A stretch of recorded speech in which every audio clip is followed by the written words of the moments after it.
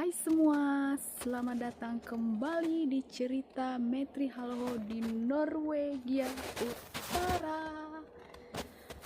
So guys, di video kali ini aku mau cerita tentang hal-hal kecil yang bikin aku culture shock tinggal di Norwegia Utara.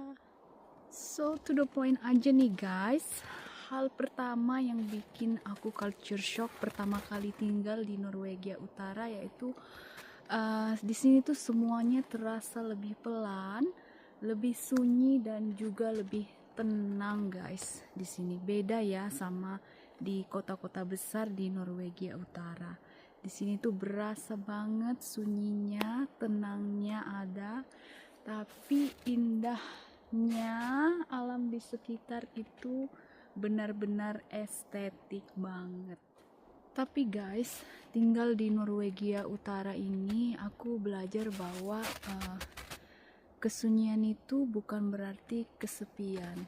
Terkadang kesunyian itu berarti kedamaian ya. Jadi aku meskipun aku tinggal di daerah kecil, sunyi, tapi indah, tapi aku merasakan kedamaian juga di sini guys. Culture shock yang kedua nih guys, dulu pertama kali aku tinggal di sini di Norwegia Utara, aku belum bisa nyetir sama sekali. Kemana-mana aku harus naik bis ya, ke sekolah, ke tempat kerja harus naik bis. Dan di bis itu orang-orang tuh pada diam dan jaga jarak gitu ya, gak ada yang duduk bersebelahan gitu, mesti ada jarak.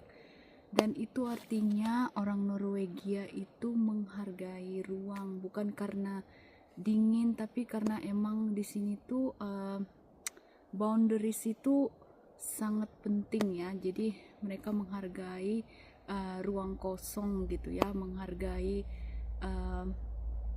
jarak antara manusia. Culture shock yang ketiga nih guys, yaitu makan malam di Norwegia ya. Waktu makan malamnya itu terlalu dini. Di sini tuh makan malam dimulai dari jam 3 atau jam 4 sore guys. Dan menurut aku tuh lebih awal banget ya. Kalau kita kan di Indonesia itu paling jam-jam 6 atau jam 7 itu namanya makan malam. Tapi kalau di sini tuh jam 3, jam 4 itu namanya makan malam atau orang Norwegia menyebutnya middag. Nah, dan itu kadang-kadang bikin aku jadi kayak mikir nanti malamnya jam 8 lapar lagi gitu guys, terus kita makan lagi gitu. Kalau di sini namanya late evening ya, atau apa namanya, Saint Kvelds namanya kalau bahasa Norwegia. Jadi tuh kayak membingungkan gitu ya.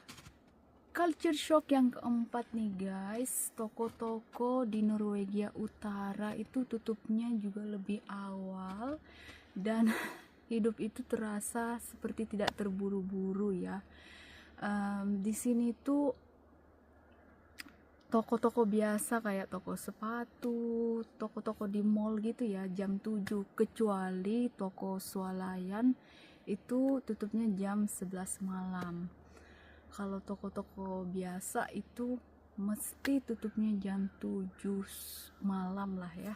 Tapi kalau di kota-kota besar seperti di Oslo sana mungkin mereka tutupnya jam 10-an gitu ya. Kalau di sini tuh nggak ada yang jam 10-an malam.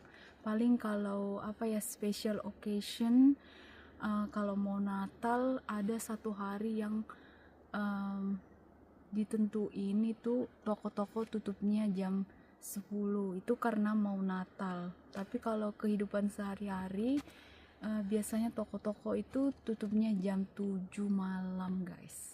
Jadi guys, itulah hal-hal kecil yang bikin aku culture shocked tinggal di Norwegia Utara. Yang aku pelajari sih tinggal di Norwegia Utara itu Meskipun sepi, tapi aku mendapatkan ketenangan tinggal di Norwegia Utara, dan juga kedamaian dari hiruk pikuk lalu lintas di jalan raya gitu ya. Dan nggak berisik juga. Kita punya ini sih bandara kecil di sini, tapi nggak begitu berisik ya, paling sekali-sekali lewatnya, dan itu nggak mengganggu karena kan kalau di rumah itu nggak kedengaran banget. Dan satu hal lagi, aku tinggal di Norwegia Utara itu memang nggak sendiri, aku punya suami yang membuat diriku terasa hangat ya. Dan begitulah tinggal di Norwegia Utara, guys. Thank you for watching, dan sampai jumpa di video berikutnya. Bye.